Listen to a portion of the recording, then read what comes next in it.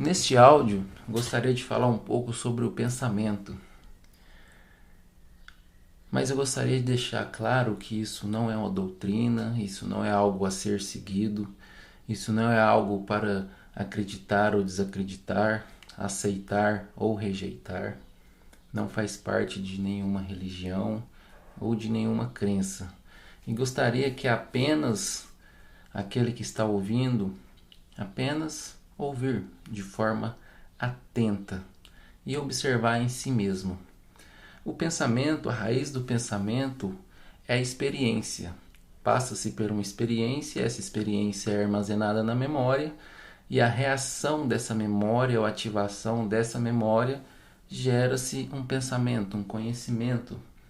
Então, aonde se cresce, a cultura, as crenças, a educação, as escolas, os livros que leem, os relacionamentos, tudo isso são experiências armazenadas na memória e que a reação dessa memória gera-se um pensamento.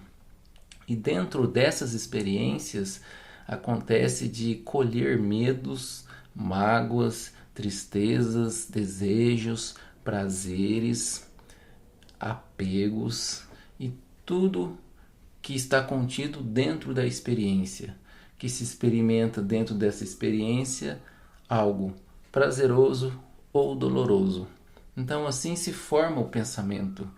Passa-se pela experiência, entra na memória e a reação dessa memória gera-se um pensamento.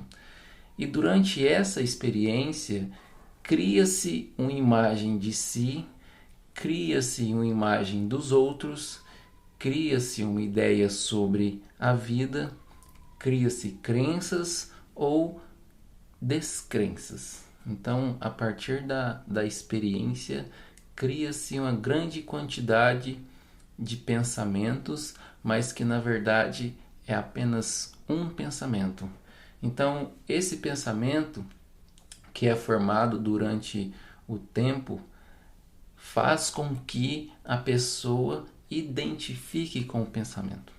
Então, quando existe essa identificação com o pensamento, ela pensa ser o pensamento.